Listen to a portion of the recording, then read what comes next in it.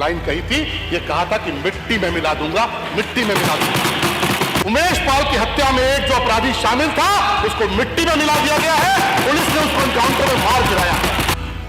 मैं विशेष तौर पर माननीय मुख्यमंत्री जी का और माननीय वित्त मंत्री जी का इस बात के लिए साधुवाद करना चाहूंगा कि आज उत्तर प्रदेश को अपने इतिहास का सबसे बड़ा बजट मिला है, सबसे बड़ा बजट मिला, और ये हम सबके लिए गौरव की बात है।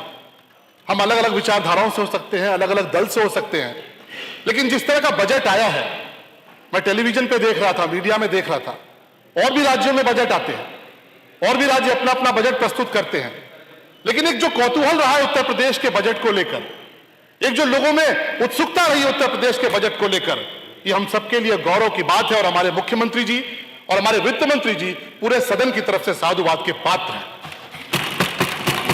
मैं भी सुन रहा था हमारे समाजवादी पार्टी के साथी इकबाल महमूद साहब को, बहुत वरिष्ठ सदस्य हैं, हम सब उनका बहुत आदर करते हैं, कह रहे थे कि मजा नहीं आ रहा।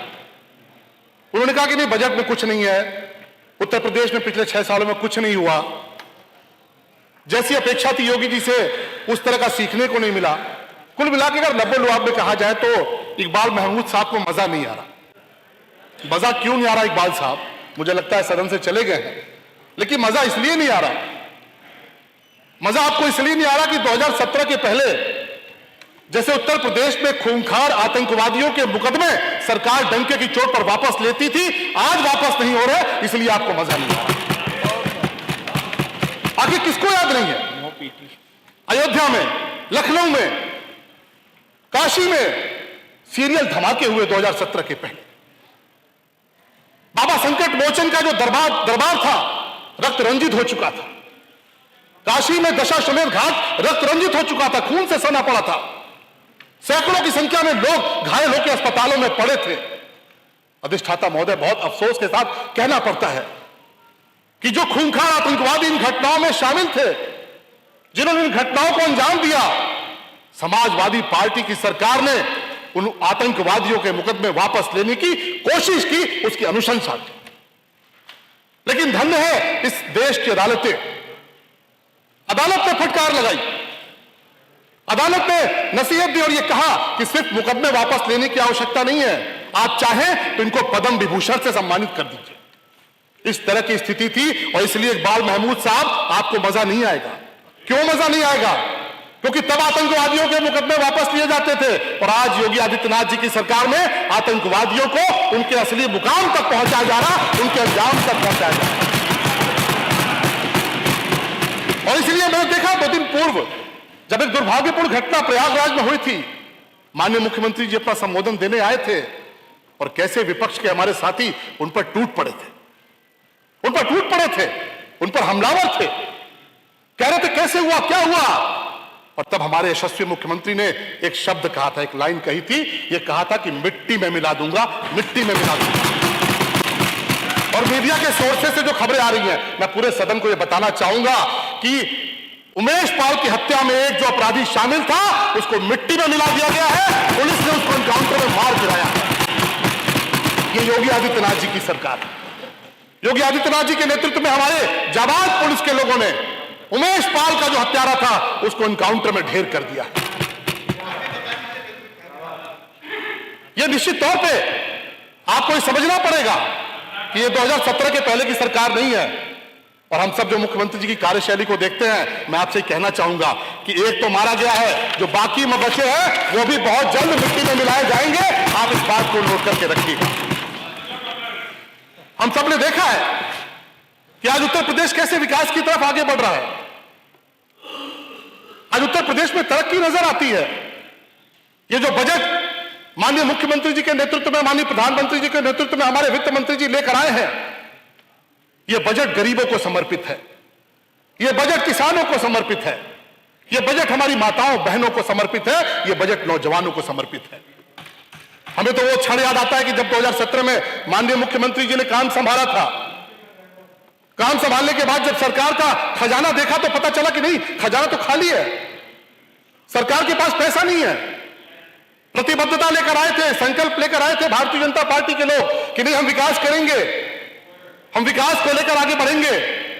लेकिन बहुत बड़ी चुनौती थी कि खजाना 2017 के पहले जो सरकार थी उसने किस तरह से खर्च किया मुझे बताने की आवश्यकता नहीं है।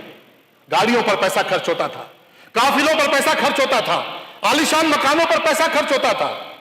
और मुख्यमंत्री जी के सामने सबसे बड़ी चुनौती थी कि कैसे गांव, गरीब, किसान, नौजवान तक विकास की योजनाओं को लेकर पहुंचे। और ऐसे वक्त में, उस वक्त में मुख्यमंत्री जी ने तय किया कि नहीं, शुरुआत खुद से होनी चाहिए, आरंभ खुद से होना चाहिए। और हम सबको गौरव होता है कि मुख्यमंत्री जी ने सबसे पहला काम किया कि जब अधिकारी उनके सामने फाइलें लेकर गए और कहा कि साहब आप मुख्यमंत्री बने, आपके लिए भी नई गाड़ी आनी चाहिए।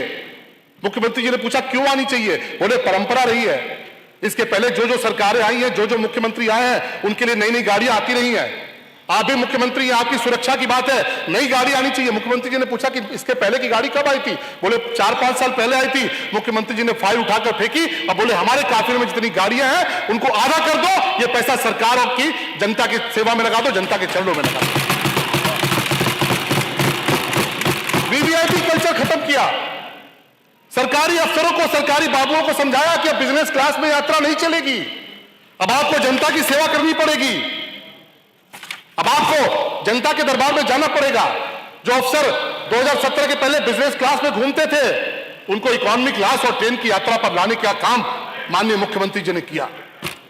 और खजाना कैसे खाली था? अधिष्ठाता महोदय, खजाना कैसे खाली था? जरा कल्पना करिए। आदरणीय मनीष जी ने, आदरणीय संजय जी ने पूरा ठाका रखा, मैं उस पर नहीं जाऊंगा, कि जरा कल्पना करिए कि जो गरीबों का राशन था वो कहां जाता था? वो गरीबों का राशन गरीबों की थाली में नहीं जाता था, राशन माफिया के घर तक जाता था। आबकारी का जो टैक्स था, जो खनन का टैक्स था, आबकारी का टैक्स और खनन का टैक्स सरकार के खजाने में नहीं जाकर आबकारी माफिया के घर में जाता था, खनन माफिया के घर में जाता था, उनके राजनीतिक आकाओं तक जाता था। और मुख्यमंत्री जी ने जो निर्णय लिए, मुख्यमंत्री जी ने जो शुरुआत की, उसी का परिणाम है कि आज जो राशन है, आज जो अनाज है, वो गरीब की थाली में जा रहा है और आबकारी और खनन का टैक्स जनता के खजाने में जा रहा है। ईमानदारी से काम हो रहा है।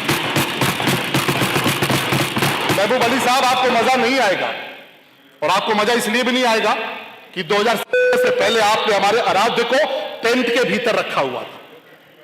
टेंट के भीतर रखा हुआ था। भगवान राम टेंट के भीतर रहते थे, और जब बारिश में पानी पानी टपकता था, जब संत महात्मा कहते थे कि टेंट बदलने दीजिए, तो आपकी सरकार महीनों तक टेंट बदलने का आदेश नहीं देती थी।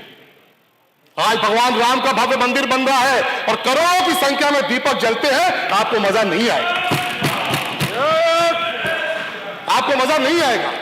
आपने भगवान श्री कृष्ण को कैद करके रखा हुआ था। माननीय सदस्य, भगवान 8 मिनट हो गया था। माननीय सदस्य सलमणि जी, 8 मिनट हो गया। चाहता महोदय, 1 मिनट अभी बात समाप्त करूंगा। भगवान श्री कृष्ण की बात है, भगवान राम का तो मंदिर बन रहा है। भगवान श्री कृष्ण का जो दरबार था, उसको आपने कैद करके रखा था। वहां पर तमाम तरह की दुर्व्यवस्था थी, अराजकता थी। आज वहां पर मुख्यमंत्री जी जाते हैं, होली का आयोजन होता है, भगवान राम कृष्ण का भी मंदिर सजकर तैयार है, आपको मजा नहीं आएगा। निश्चित तौर पर देखिए सदस्यों की भावना क्या है कि राम मंदिर तो बन रहा है, मथुरा की बारी है। मैं आपसे कहना समाप्त करें माननीय सदस्य, समाप्त करें। मैं आपसे कहना चाहूंगा, मैं देवरिया से आता हूं, देवरिया की पूज्य जनता ने मुझे आशीर्वाद देकर भेजा है। हमारे देवरिया में मेडिकल कॉलेज बनकर तैयार हो गया है। शहीद रामचंद्र प्रजापति जी का जो स्मारक है, सज धज कर तैयार है। स्टेडियम बहुत खूबसूरत हो रहा है, और मुझे पूरी उम्मीद है कि माननीय मुख्यमंत्री जी का आशीर्वाद जिस तरह से रहता है, माननीय मुख्यमंत्री जी विकास को लेकर जिस तरह प्रतिबद्ध है, देवरिया की, हमारी देवरिया शहर की जनता को बहुत जल्द रिंग रोड भी मिलेगा और एक शानदार बस डिपो, बस स्टैंड भी मिलेगा। आप सब यहां पर इकट्ठा हुए, हम सब यहां एकत्र हैं। बहुत जल्द ये होली का अवसर आने वाला है। मेरी तरफ से आप सभी को होली की अग्रिम शुभकामनाएं। बहुत बहुत धन्यवाद, बहुत बहुत आभार। माननीय सदस्य अनिल पराशर।